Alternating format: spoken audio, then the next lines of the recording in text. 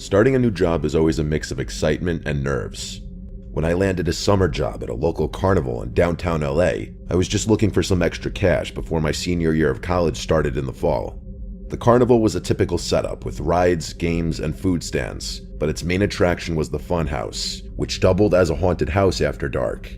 It was actually a solid structure that I think used to be some old guy's mansion or something. I was assigned to manage the funhouse, which was a favorite among the carnival goers. It seemed simple enough. Guide the guests in, ensure they have a fun, safe time, and observe them leave. At first, everything seemed straightforward. But then I started noticing odd things. It started with small discrepancies. I'd count a dozen people entering, but only 11 would emerge. At first, I chalked it up to miscounting. After all, keeping track in the chaos of laughter and screams was no easy task. However, as the days passed, the numbers just didn't add up. 7 went in, 6 came out. 10 went in, 9 came out. Was I going crazy? Something was off, and I couldn't ignore it much longer. One particularly busy afternoon, a blonde girl caught my eye as she walked up to the funhouse. She was drop-dead gorgeous, and almost seemed out of place amidst the childlike atmosphere. She couldn't have been more than a few years older than me. I genuinely had to do a double take.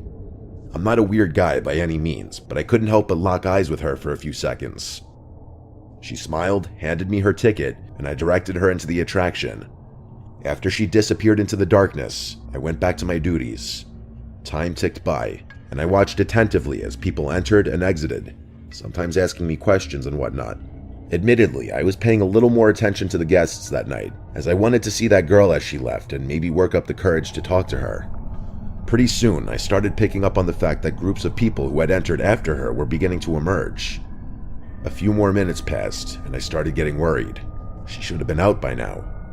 Compelled by a genuine concern, I decided to abandon my post for a few minutes and go looking for her.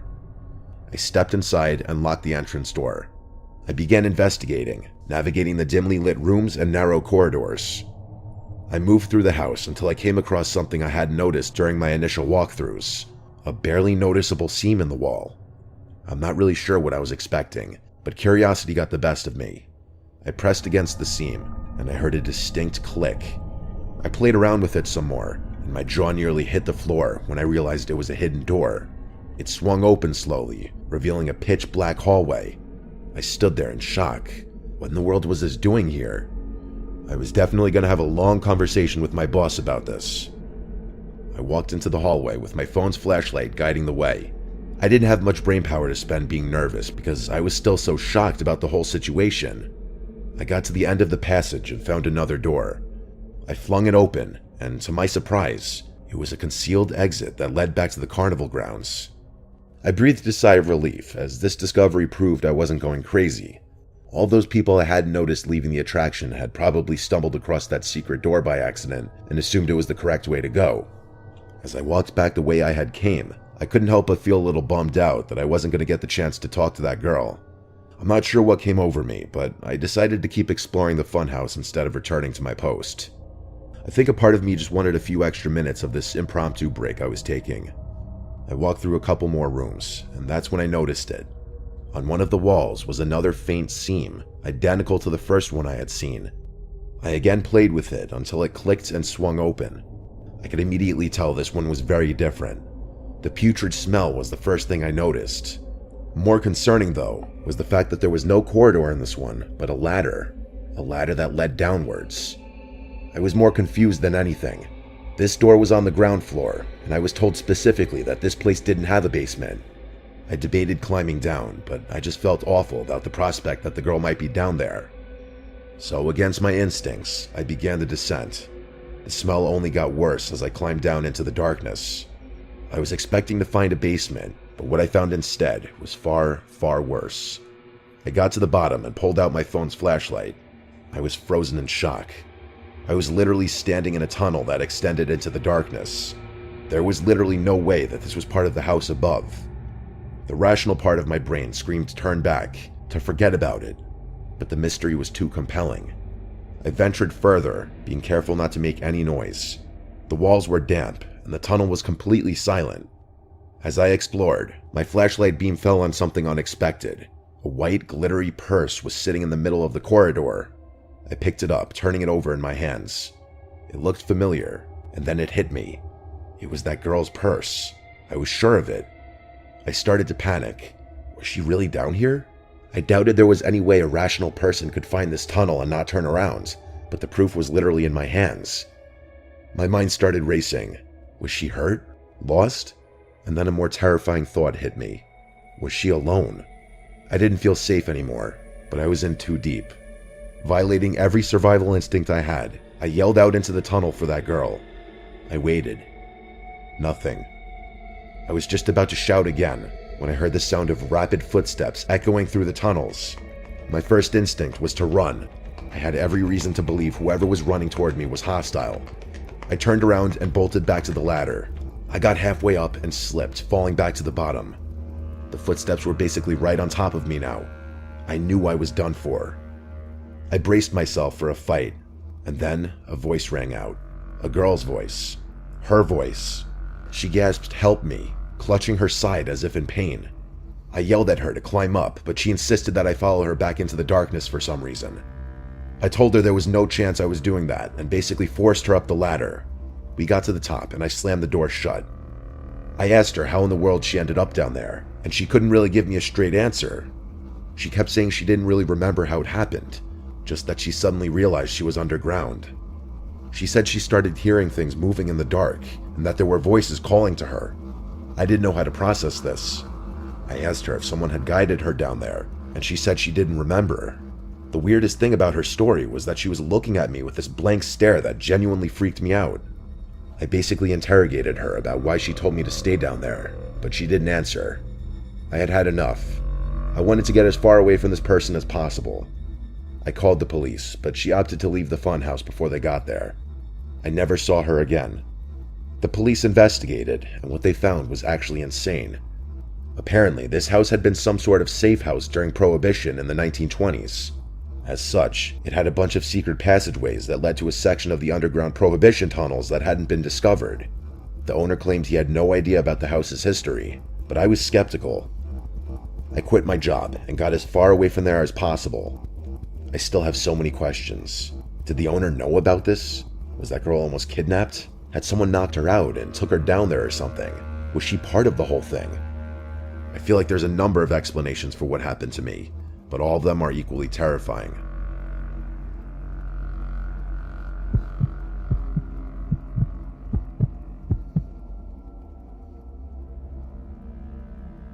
Ever since I was a kid, I loved carnivals, the lights, the games, the unpredictable joy of it all. I know lots of people find them weird and childish, but not me. Growing up in a small town in Indiana, it's not like there was a whole bunch to do, so whenever the carnivals would roll through town, you best believe I was spending as much time there as I possibly could. It's been over 20 years, and I still enjoy the atmosphere of a local carnival, despite what I'm about to tell you. I think my love for carnivals is something I'll never lose. I was like 10 or 11 when this happened, and I was a kind of nerdy kid growing up. In the days leading up to the spring carnival, I found myself in the library reading up on whatever I found interesting at the time. For whatever reason, I wound up in the history section. I remember the books being literally caked in layers of dust. That's how long it had been since they were even touched. I was flipping through a book on the history of our town when a small, faded slip of paper fell out from between the pages. Confused, I leaned down to pick it up. To my pleasant surprise, it was a ticket for our local spring carnival, dated over 15 years ago. The odds of something like that happening had to be extremely low. I was ecstatic. This ticket would make a great addition to my miscellaneous collection back home. What was even cooler, though, was the fact that the date on the ticket was just 2 days away, when the carnival would certainly be in town. As I predicted, the carnival cruised into town the next morning, so I figured why not use the old ticket, just for laughs to see what the booth attendant would say. I wanted to get it punched anyway. The next evening, I headed to the carnival with the ticket safely tucked away in my pocket. As I approached the entrance, the carnival seemed just as lively as ever, the air filled with the scent of cotton candy and popcorn. I pulled out the ticket at the gate, handing it over to the guy at the booth. His face changed the moment he saw it. He went pale, his eyes widening slightly before he masked his reaction with a forced smile. It was honestly a little creepy. Enjoy your evening," he stammered, handing me back the ticket without punching it. I was so weirded out by his reaction that I forgot to ask him to punch it. I shrugged it off though, thinking maybe he was just new and confused about the old design of the ticket. I wandered around, played some games, and enjoyed a funnel cake. The night was perfect, but I couldn't shake the feeling that something was off. I felt eyes on me, observing. Maybe it was just paranoia. I tried to ignore it at first, but I kept noticing the Carnival employees giving me weird looks. After a while, I got fed up and decided to ask one of the older game operators about it. I found a kind-looking elderly man running the ring toss booth. I showed him the ticket, and unlike the booth guy, he didn't even try to hide his shock. He glanced around nervously before leaning closer. "Young man, where did you get this?" he asked. After telling him where I found it, I started feeling uneasy about the whole situation. Maybe I should have just kept the ticket at home. "You found something you weren't meant to find," the old man started, his voice dropping to a whisper. "This ticket, it's part of a story that the folks around here don't talk about much. About 15 years ago, something terrible happened during the carnival, right here in this town." He paused as if weighing whether to continue. "There was a young worker, name of Ryan, nice kid. Everybody liked him. He was responsible for one of the rides, I can't remember which. One night he just disappeared, vanished without a trace. The police found his wallet, but there was nothing in it except a ticket that looked an awful lot like this one," he said, gesturing towards my hands. The atmosphere around us seemed to drop a few degrees. He continued. "They searched everywhere, even drained the local pond, but no sign of him. After that, strange things started happening every time the carnival stopped here. Accidents, things going missing, odd sightings. People said it was Ryan trying to come back, or something worse that took him." I could feel a chill running down my spine, but a part of me was skeptical. "And you believe that?" I asked. The old man shrugged. "I've seen enough to keep an open mind, but the point is, the ticket you found might stir things up. It's best you get rid of it, leave it here." He then motioned for me to give it to him, but I was reluctant. I looked down at it, reading it over again as if there was some kind of secret I was missing. How could a ticket be the cause of all of that? I questioned, still not fully buying it. The look in his eye got darker. His tone switched, almost as if he were angry. He told me to give it here, almost in a growl. I considered it, but concluded that some stupid story wasn't worth giving up such a cool souvenir. I told him no, and he actually sprung up with a quickness that startled me. He reached for the ticket, his fingers grazing my hand. I jerked back instinctively, clutching the ticket tighter. The old man's expression morphed into something desperate, almost predatory. "You don't understand," he hissed, his eyes darting around as if expecting something or someone to emerge from the shadows. I backed away towards the tent's exit, my heart pounding. "I think I should go," I stammered, turning to lose myself in the crowd. Behind me, I could hear his calls, a mix of pleading and warning. I didn't care what he was saying, though. I let the bustling crowd around me drown his voice out. My mind was racing, not even about the ticket, but more so his aggressive reaction. The joy of the carnival had been spoiled. I left earlier than planned, the ticket burning a hole in my pocket. Over the next few days, my luck seemed to turn sharply. I missed catching the school bus, scraped my knee pretty bad in a bike accident, and worst of all, my best friend accused me of stealing his favorite baseball card, something I would never do. Things got worse than that, though. I remember coming home one night to my mother in tears after losing her job. My brother broke his leg skateboarding the next week, and our beloved family pet, Bean, also passed away a few days after that. It was like a dark cloud had settled over me since that night at the carnival. I couldn't help but remember the old man's warning about the ticket stirring things up. It seemed ridiculous, but then again, so was the string of bad luck that followed me. My dad laughed when I told him about my theory. He told me that there was no such thing as ghosts, and that I shouldn't be so superstitious. One rainy afternoon after school, after a particularly tough day where I had forgotten my lunch and had to go hungry, I pulled the ticket out. I stared at it, this small piece of paper that had brought nothing but trouble. Feeling a mix of anger and fear, I decided I had had enough. I grabbed my raincoat and boots and trudged out to the creek that ran behind our house. My heart felt like it was pounding out of my chest as the rain soaked through my hair. Standing at the creek's edge, I took one last look at the ticket before tearing it into tiny pieces and watching them get swept up by the current. It's just a piece of paper, I thought. Things started to look up after that. My friend found his baseball card and apologized to me, and we became friends again. I didn't miss the bus a single time that school year. My mom got a better job in the next couple of days. Whether it was all a coincidence or that ticket really was cursed, I couldn't say. But one thing was for sure. I learned to be more careful about what I picked up and brought home. I don't believe in the supernatural, even after all this stuff happened to me. My parents like telling me that I imagined everything because I was so young. It's still hard to fully explain it, but I've long since accepted it as one of those weird coincidences that you just can't explain.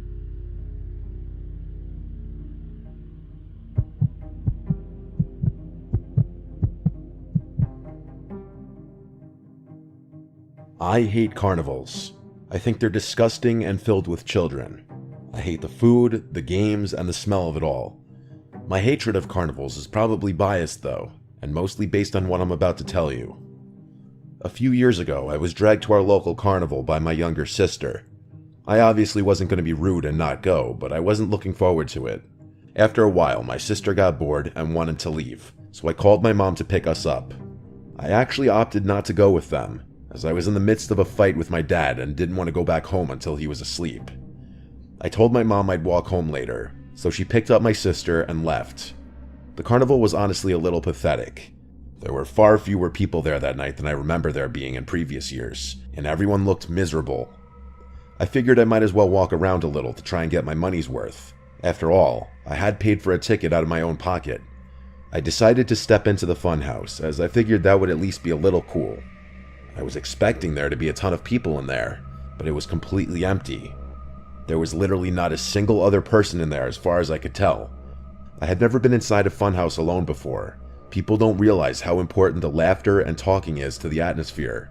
Without it, you're basically just standing there in silence, surrounded by a bunch of weird mirrors. It was honestly a little creepy. I shrugged my shoulders and figured I might as well walk through it. Admittedly, I did get a pretty good laugh out of the distorted mirrors. I think I was like halfway through when I noticed something odd. In one of the reflections to my left, there was a head that seemed to be peering at me. I only saw it for a split second, but it was a bald guy with really sunken eyes. I whipped around but didn't see anyone. To be completely honest, I had no idea where he had even been standing since there were mirrors all over the place. He could have literally been anywhere. I thought it was especially creepy since I didn't hear the funhouse entrance open. He either snuck in behind me, or he had already been inside. I kept walking, going a little more quickly now. And then, I saw him again, out of the corner of my eye. He had this deranged smile this time. It was the exact same face, I was positive. I tried to figure out where he was standing, but the reflections were too confusing. I yelled for him to get lost, but got no response. I wasn't sure what I was expecting. I picked up the pace again, but it was difficult trying to navigate this maze of mirrors, and I kept hitting dead ends. I started sweating, constantly looking over my shoulder every few seconds. A few minutes later, I turned a corner after hitting another dead end, and a hand reached out from behind one of the mirrors, grabbing my wrist. I screamed, cursing at the guy to let go of me, but he held firm. I punched his arm, forcing him to let go. I fell to the ground in the fray, and saw the creepster in his full form. He was wearing all gray, had a bit of a gut, and a tired, sunken face. I jumped to my feet before he could reach for me again and sprinted back the way I came. I don't know if it was survival instincts or not, but finding my way back to the entrance was somehow easier with the adrenaline coursing through my veins. I sprinted out of the funhouse and caught my breath. I reached into my back pocket, and a horrifying realization hit me. I didn't have my wallet. I must have dropped it when I fell. There was no way I was going back in there. After running to the nearest staff person, I told them everything that happened. She seemed confused and told me that the funhouse was closed to patrons that night. I was horrified. They called the police and searched it, but found nothing, not even my wallet. I felt like such an idiot. I told them that that guy was probably an ex-employee with a key, but they shrugged off my theory and told me to go home. So, reluctantly, that's what I did. It's not like I had gotten hurt or anything. I wish I could tell you the story ended there, but I can't. A week later, my girlfriend called me one night in a panic, frantically screaming into the phone about something terrible that happened. Apparently, someone had been texting her phone pretending to be me and convinced her to drive out to this remote location to help me change a tire. Thankfully, she decided to bring her dad, even though the guy told her to come alone. They pretty quickly realized what was going on when the car parked in the lot wasn't mine. Her dad stepped out of the car, and 6 dudes stepped out of the car in front of them. He sprinted back to the car and hightailed it out of there before those guys could catch up to him. The whole thing made sense. I did have my girlfriend's number written down on a slip of paper in my wallet, which explains how he got her number. Both of us changed all our contact information, and it's been a month without incident. I really don't know how to feel about this whole ordeal. I think I'm just going to try to block the memory out of my head.